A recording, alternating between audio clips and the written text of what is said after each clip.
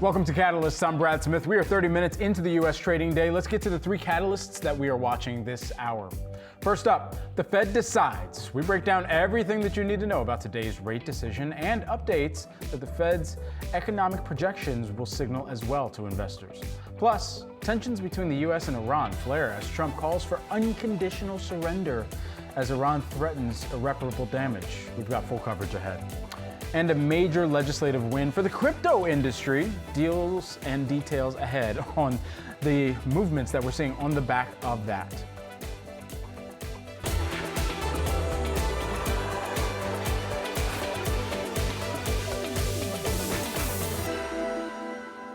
Half an hour into the start of U.S. trading, let's get to it. First, a check of the markets right now. The major averages here, you're seeing them higher across the board, up by about 0.2% in unison nearly. Taking a look at the Dow, the S&P 500, and the NASDAQ all in the green.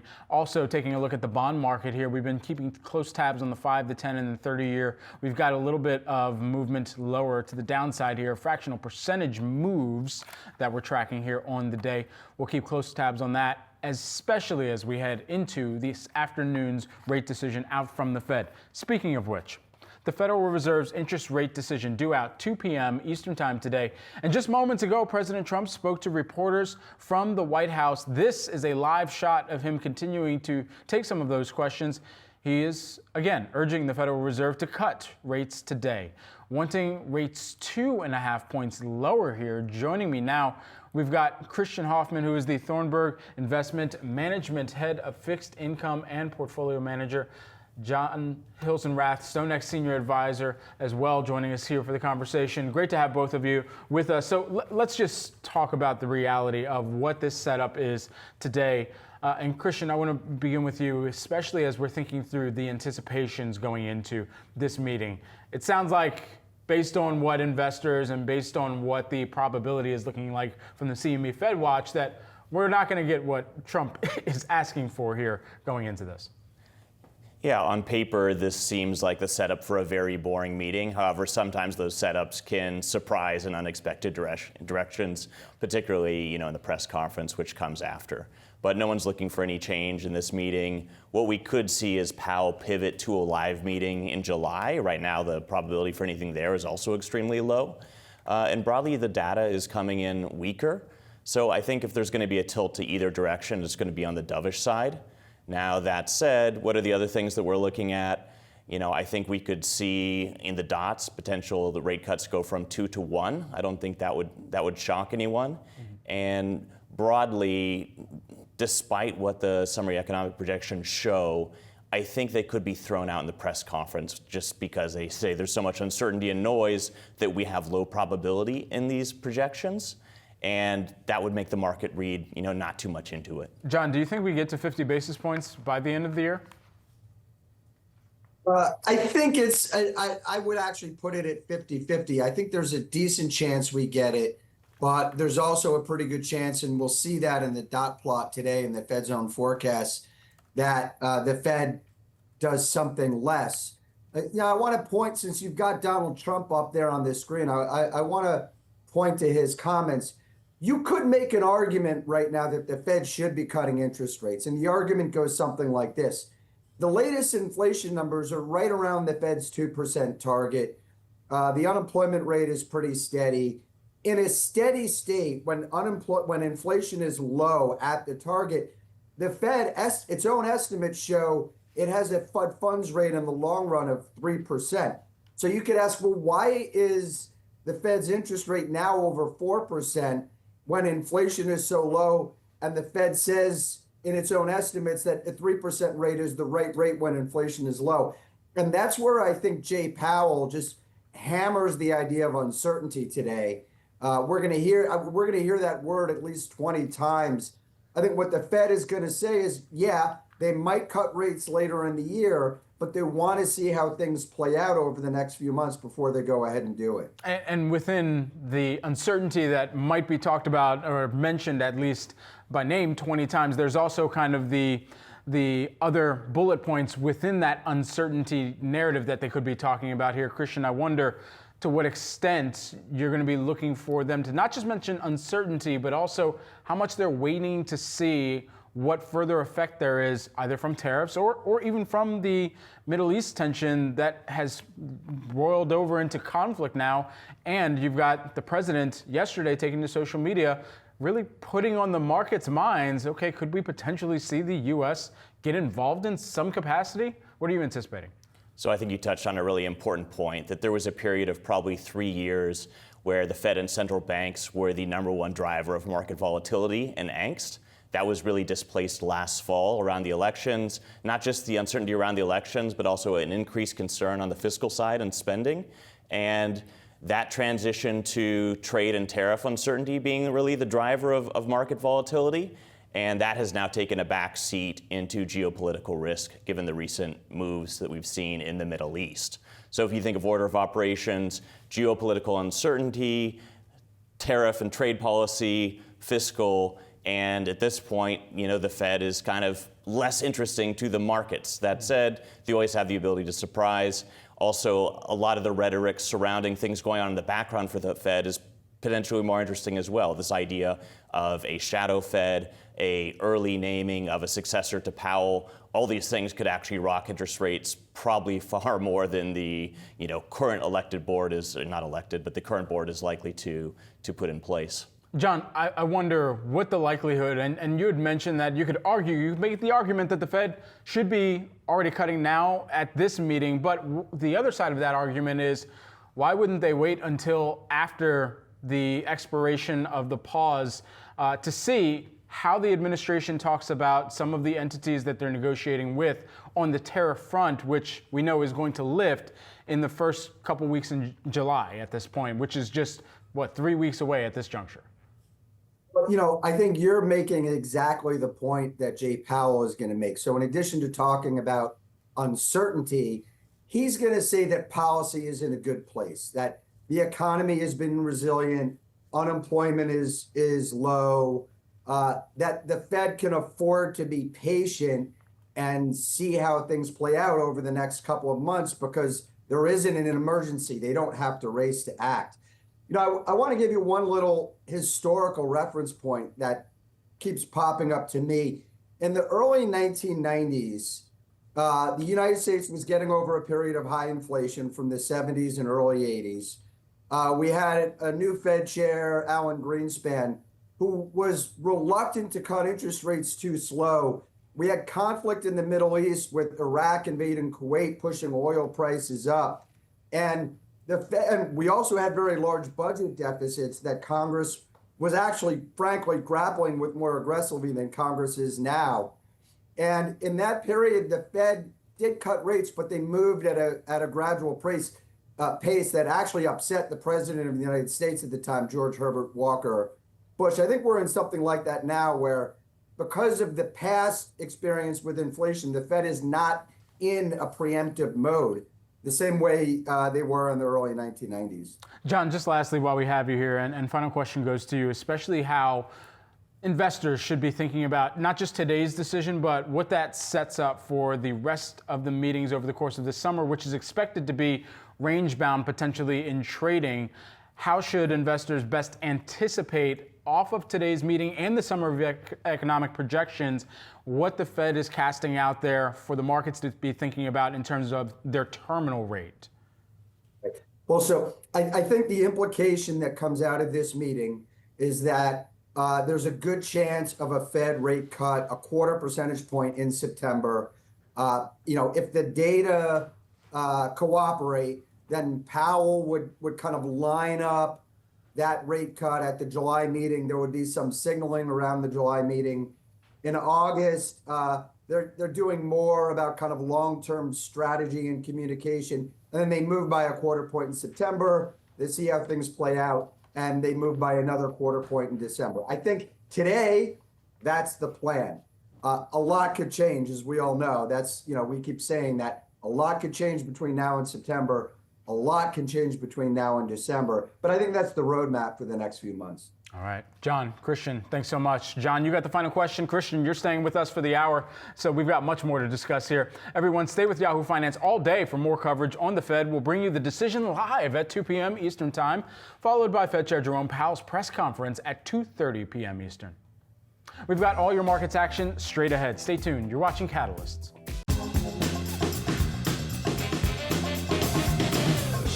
$5 trillion is set to vanish Friday on triple witching options expiration, but the real action lately has been coming from options that die every afternoon. I'm Jared Blikre, host of Stocks in Translation. First up, Friday is triple witching, the expiration where quarterly index futures roll off, as well as monthly index options and monthly equity options, that's stock options as well. Index contracts, they settle at the open of the day, while individual stock options, they wrap up at the close. And this sparks a huge rebalancing act throughout the day. But over the last decade, daily and weekly options have opened up as well, which traders have been increasingly using for same-day trades. And that's what 0 days to expiration options are, trades that are opened and closed on the very same day. And they're taking over the monthlies in volume. And unlike monthly options, the index options, they settle at the end of the day, not the open. So this makes them useful for playing these event-driven markets. Now check this out. Back in 2016, at the very left-hand side, beginning of this chart, only 5% of options were same-day trades. That's as weekly options had just been greenlighted. But fast forward to today, nearly half of all S&P option volume is zero-dated. That is a massive shift, making every afternoon a potential volatility event. And here is the retail versus institutional split. Retail traders, that's up top in white, they often step back when markets are volatile. In this chart, times of high volatility, they're shaded gray. But then look how institutions step up during this period. So-called smart money gravitates more to zero-dated options in times of stress, while retail tends to back off.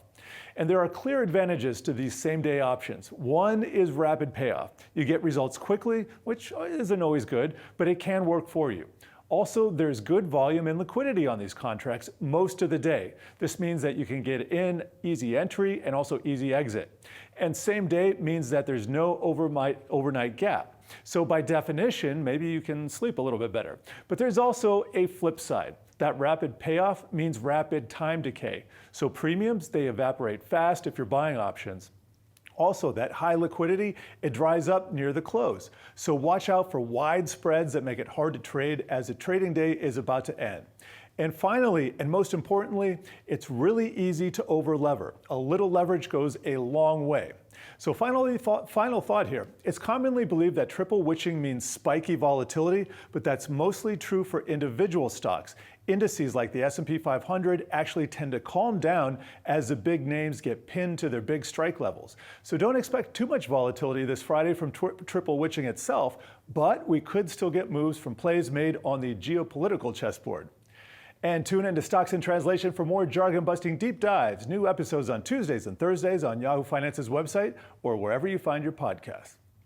Jared, thank you.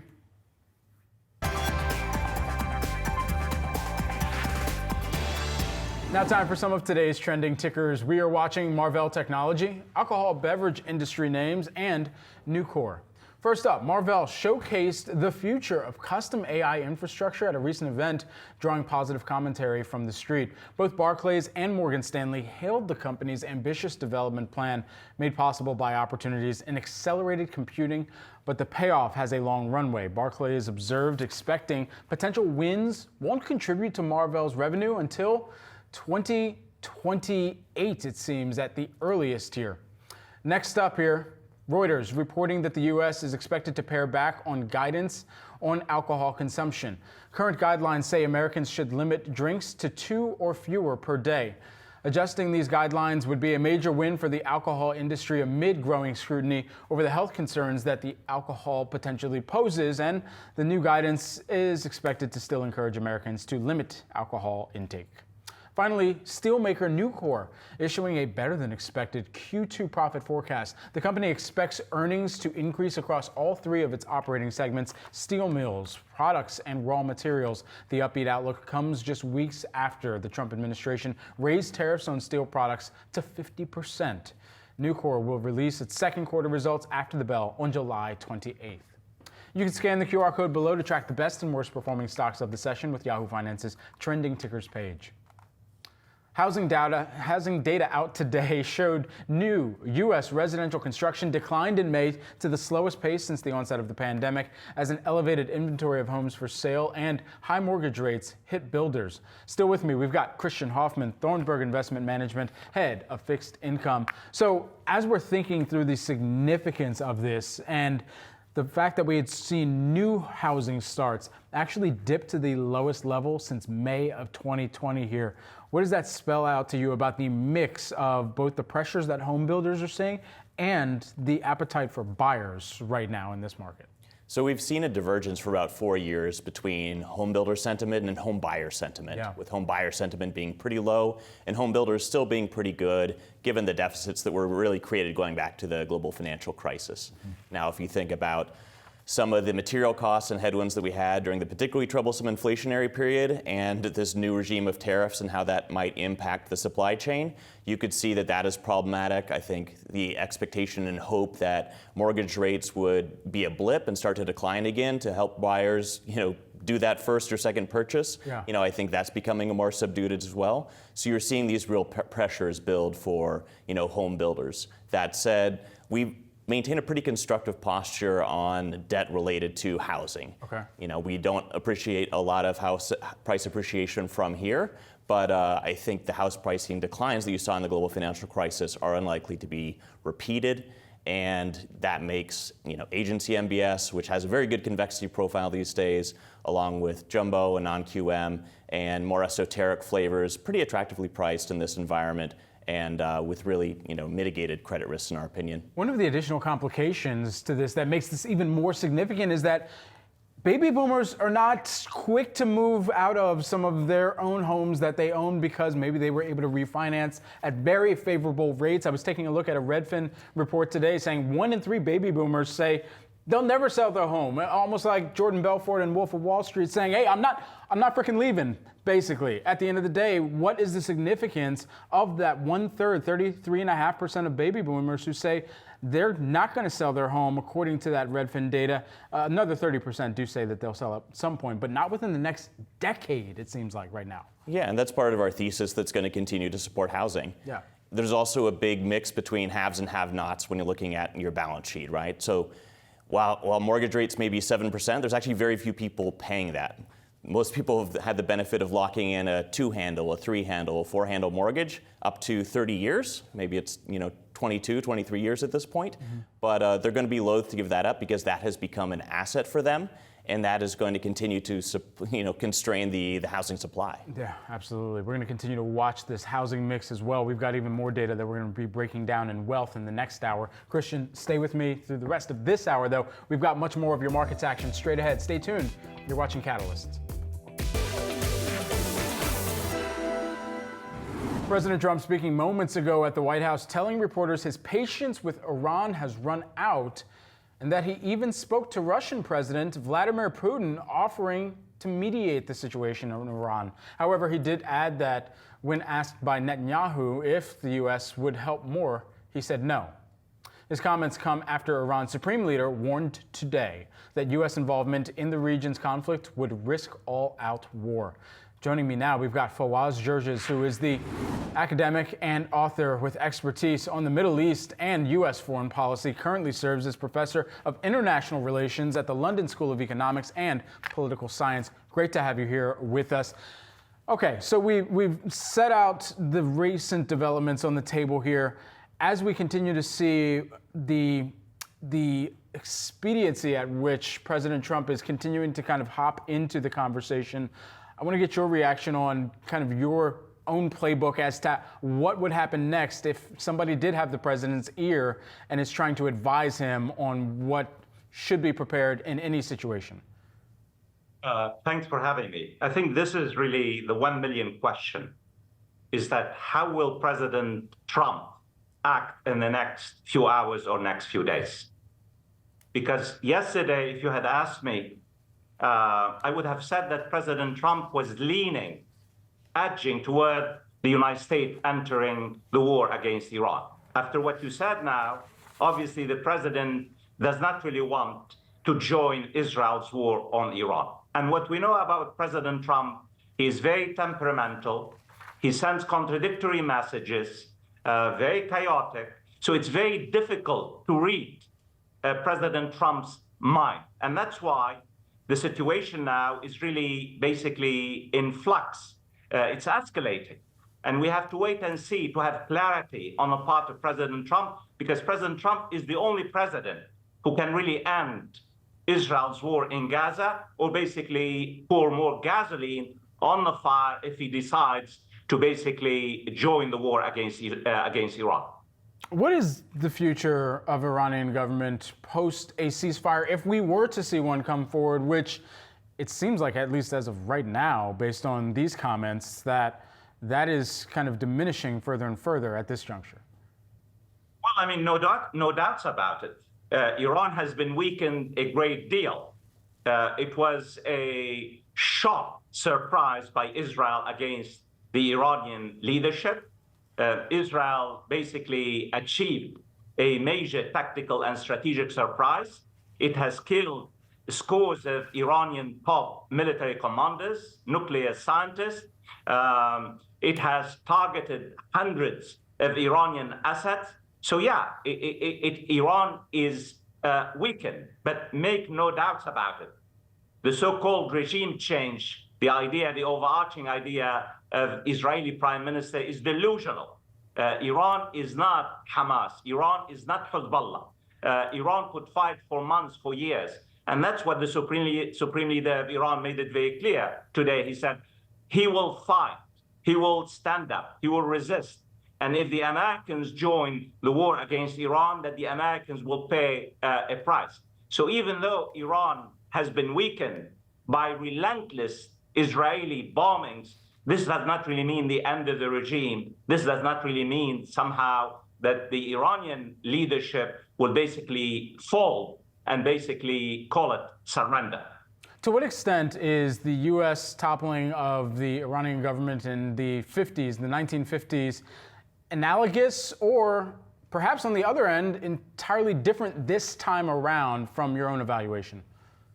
You know, I'm surprised you mentioned this, because I wrote a book on America's toppling of the Iranian democratic elected leader, Mohammad Mossadegh, on August 23, 1953. America's toppling of the most democratic leader in the Muslim world, in the Middle East, in 1953, changed the trajectory of Iranian politics. In fact, I draw a causal line between America's intervention in Iran in 1953 and the Iranian Revolution of 1979. I mean, what you're really asking now for your own viewers, you cannot understand the anti-American perceptions and ideas in Iran without the basically anger and rage that millions of Iranians feel about what America did in 1953 as a result of the Cold War against their democratic leader, Mohammad Mossadegh. So in many ways, the United States should know better, not only about Iran. I mean, think of our engagement and involvement in Iraq in 2003. That is, in fact, we could be witnessing an Iraq moment. Think of the so-called, weapons of mass destruction, the falsehood of weapons of mass destruction that led to American invasion and occupation of Iraq in 2003, and it was a catastrophic invasion and occupation of Iraq. Are we moving towards an Iraq moment? Will President Trump commit the same monstrous miscalculation that the neoconservative did in 2003? And that's why I think what you're asking is very important for your own viewers to understand America's bloody engagement and bloody wars in the Middle East. And ironically, President Trump basically has repeatedly criticized America's engagement, military engagement in the Middle East, what he called forever war. And here we could see President Trump doing the same thing in Iran. Right. And so, Fawaz, I wonder, of course, with the domestic conversation that's playing out stateside here, among congressional members, how much of that power they're actually going to look to get back from U.S. President Trump, who can post, I guess, all he wants on social media, but there still are congressional powers that are afforded to them. What do you anticipate will play out there? If you ask me, what is the decisive factor? I would not say congressional, because the Republicans have a majority in both houses, and very few Republican lawmakers would challenge President Trump. I think the challenge to President Trump will come from within the Republican Party. The Republican Party is torn between the isolationists and the interventionists. So you have a new conservative interventionist segment within the Republican Party that wants to intervene in Iran. It wants to topple Iran. It wants to change the face of the Middle East. On the other hand, you have an isolationist faction that basically has warned President Trump against basically joining the war with eyes wide open. So at the end of the day, really the debate within the Republican Party, basically the loyalists, the power base, will determine whether President Trump joins the war or basically stays away from the war and provides indirect support for Israel, because the United States is supporting Israel, but indirectly so far. Fawaz, thank you so much for taking the time here with us, lending some of the historical knowledge and best anticipations of what we could see next and the critical nature of these next few hours and days. We appreciate it. Thanks for having me. Still with me, we've got Kristin Hoffman, Thornburg Investment Management, head of fixed income here. You heard that entire conversation. Just want to get the lens of course, not putting aside the lens of the human toll and of war at a whole, but how investors should be, of course, sitting on the edge of their seats, monitoring some of the developments and each word that we're hearing come out of the White House on this. So there's an interesting reaction function and a disparity between oil markets, which are highly sensitive to every iteration of what's going on there. That, yeah. And I would say all other markets and risk markets, which are taking an extremely sanguine view and not really reacting at all. Now, I think you can explain this by thinking of how markets react and how they learn, behavior based on previous reaction functions. So you go back to 2022 with the beginning of the Russia-Ukraine situation in its most current form, and you had a market reaction. Since that time, over the past 3 years, you've had a number of, I would say, very, very precarious geopolitical headlines and concerns, but there has not been a follow-through to markets. So the lesson learned is this doesn't matter, and so we're not going to react. Long term doesn't matter, because 2022 was still a down year for the markets as well. Sure, although I would say that was more a function of interest rate policy and a normalization of a decade plus of zero interest rates. I think that Russia and Ukraine actually had very little to do with that. So this is becoming something that doesn't matter for markets until it does. Now, I would say this is an escalation and is becoming larger and larger, and there's certainly, on the scale of what we saw, in Russia and Ukraine in 2022. Right. And so at some point you reach a tipping point and an inflection point, and it starts to matter a lot to markets. So I worry about how complacent markets are right now. We're going to continue this conversation. We've got all your markets action straight ahead. Stay tuned. You're watching Catalysts. JP Chase announcing plans that are involving further in the digital asset space by releasing a pilot banking token called JPMD. A fixed amount of the token, which represents the dollar deposits into the bank, will be released into the largest crypto exchange, Coinbase, within days. These deposit tokens are digital coins that represent a digital deposit and a deposit against the bank, essentially digital versions of the deposits held the accounts of clients here. Now, the issuance and transfer will be on blockchain base and will be denominated in dollars, which institutional clients of Coinbase will then be able to use for transactions. The pilot will run for a few months, and pending approval from regulators, could be expanded to more clients and with different currencies. Announcing this token coincides with the Senate's passing of the Genius Act, designed to regulate the same stablecoin industry that JP Morgan is entering. JP Morgan's token announcement marking a big step for the bank's blockchain efforts, especially as global banking rivals try to enter the field as well. Shares of JPM, they're up 2.75%. A major legislative win for the crypto industry here, as the U.S. Senate has passed stablecoin legislation that sets up regulatory rules for cryptocurrencies pegged to the dollar, which widely seen as a landmark win for the crypto industry. Joining us now, we've got Kristin Smith, Solana Institute president and former CEO of the Blockchain Association. Great to have you here with us, Kristin. First, just the significance of this part or portion of the Genius Act moving forward and what we can expect next? Well, this is a fantastic development in the crypto policy world. We had a supermajority vote in favor of the Genius Act yesterday. 68 members of the Senate voted in favor of the bill, including 18 Democrats. So this is an incredibly strong bipartisan vote out of the Senate. I think one thing that's interesting to note is the Senate actually considered this as standalone legislation, which is an incredibly rare process in Washington. As you know, things tend to get bundled into these big giant packages. So, the next steps are this bill goes to the House. We're hopeful that the House will act quickly and get this bill off to the president's desk, because there is a huge demand. I think, as you pointed out with JP Morgan, the banks are trying to figure out what their role is in all of this. And it's really time to update the way we trade dollars around the globe and create more demand for the US dollar, which would help keep that as the reserve currency. And so with this in mind, as we're tracking some of the crypto and most stable coin touching names right now in the equity markets here, is there a clear beneficiary that we anticipate is going to be best for the volume of stable coins that could start to be engaged with, and whether that be on, the bank front versus some of the platforms that are essentially issuing some of these stablecoins and allowing them to be traded as well?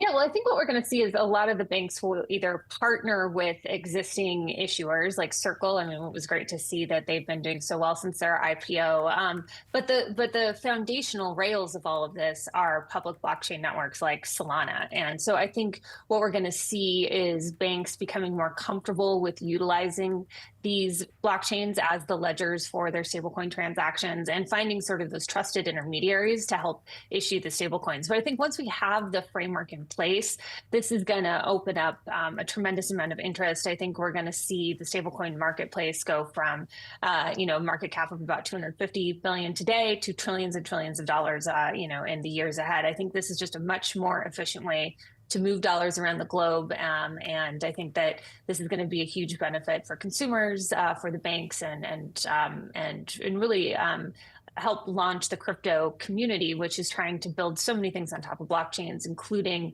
bringing other real world assets such as equities on chain. And so this is a great test case, and I think we're transitioning into a new phase of the digital asset story. So maybe the flippening that we should be talking about is not necessarily Ethereum and Bitcoin, but perhaps an interest from utilization, because Bitcoin has really been looked at now as just a store of value versus the utilization efforts that it was initially touted for.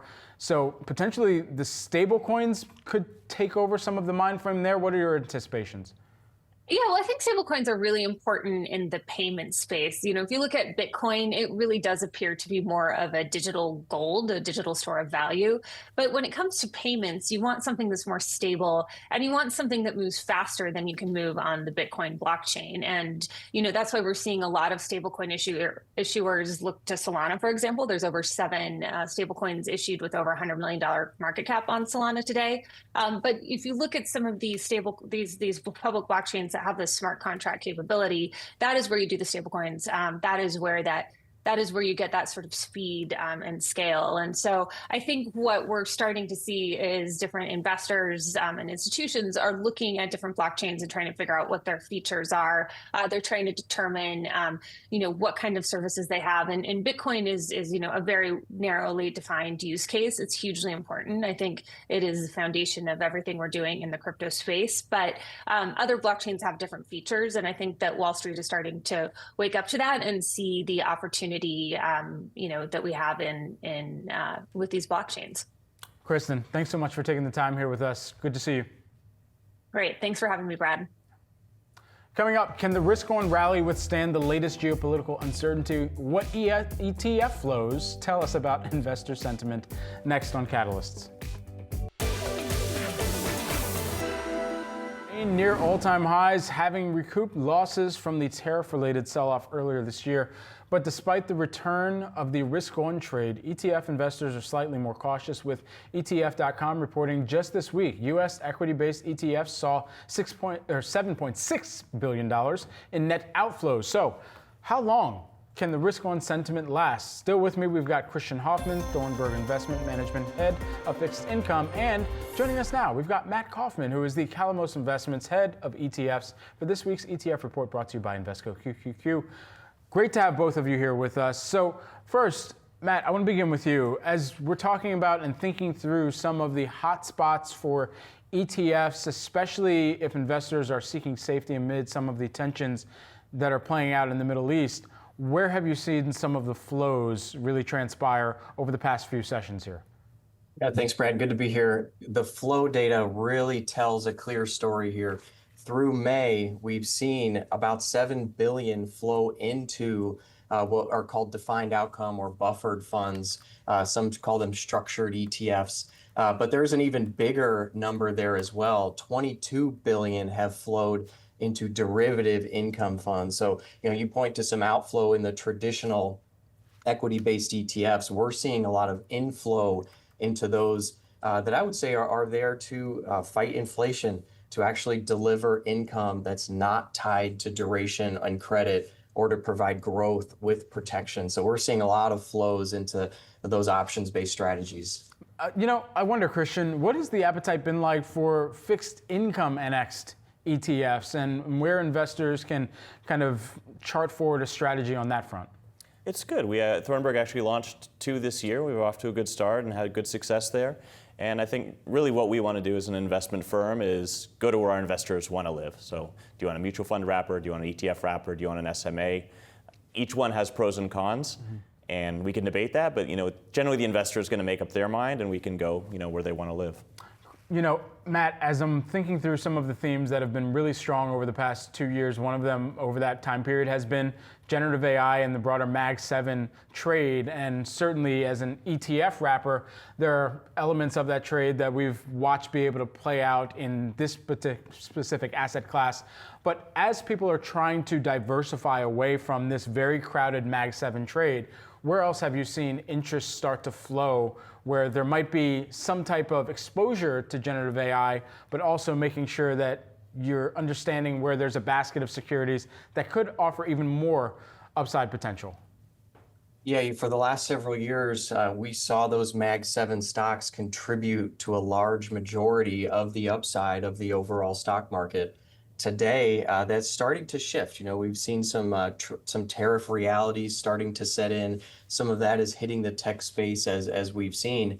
And so, people are looking maybe to equal weight exposure. At Calamos, we have CANQ, CANQ, which gives you protected upside growth with a bond floor. So combining fixed income along with options on the NASDAQ 100. So people still want exposure to that Mag 7, those Mag 7 stocks, but we're seeing that desire to be with a little bit of built-in risk management there. And so just as a follow on this, as we're thinking through where on the ETF front, we're also seeing perhaps some of the outflows, where are you kind of tracking the faded trades within the outflows data that we're seeing on that front? Yeah, a lot of that ebbs and flows with market volatility. People tend to go risk on as that vol comes down, and sometimes they might get caught off guard. Vol spikes pretty quickly. We saw that earlier in April. But again, we're pointing more toward this protected approach. We have a CPSL, which is 100% protection.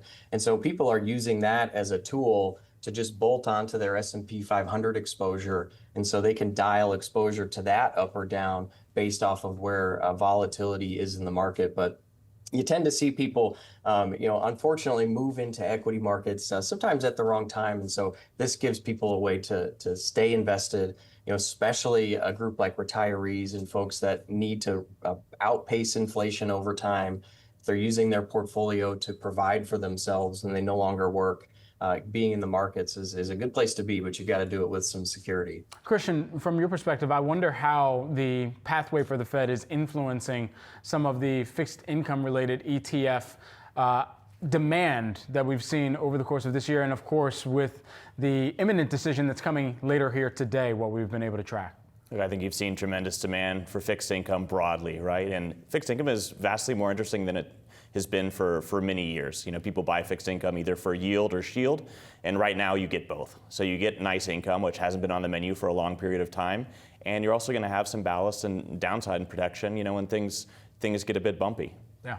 Just lastly here, Matt, while we have you, if you're to kind of look into your crystal ball for ETFs for the back half of this year, as we are just, 12 days away from beginning the 2H of 2025 here. Yeah. Time has been racing by. Is there a way that amid some of the major uncertainty points, whether that be on tariff policy, whether that be on geopolitical tension, and then additionally on where the Fed ultimately starts to signal that it's going to, perhaps be aggressive about its cutting strategy, how are you seeing the top trades start to really formulate for the back half of this year?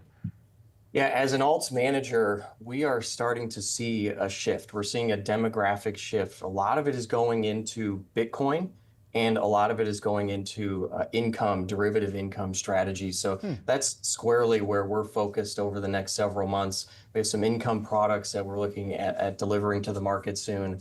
Bitcoin, we just did a presentation to over 500 financial advisors, and the majority of them are now looking to allocate to Bitcoin and other crypto inside their portfolio. That was not the case 6 months ago, but we are starting to see real allocations from financial professionals into the Bitcoin asset now. But they want to do it in a way that provides them some protection. Matt Kaufman of Calamos Investments, thank you so much. Appreciate it. And a big thank you as well to Kristin Hoffman of Thornburg Investment Management, joining me throughout the hour here. Appreciate the time and the insights that you've been able to share with us. Thanks for having me. Absolutely. Coming up, everyone, we've got Wealth. It's dedicated to all of your personal finance needs. Stick around. Ali Canal has you for the next hour. Stay tuned.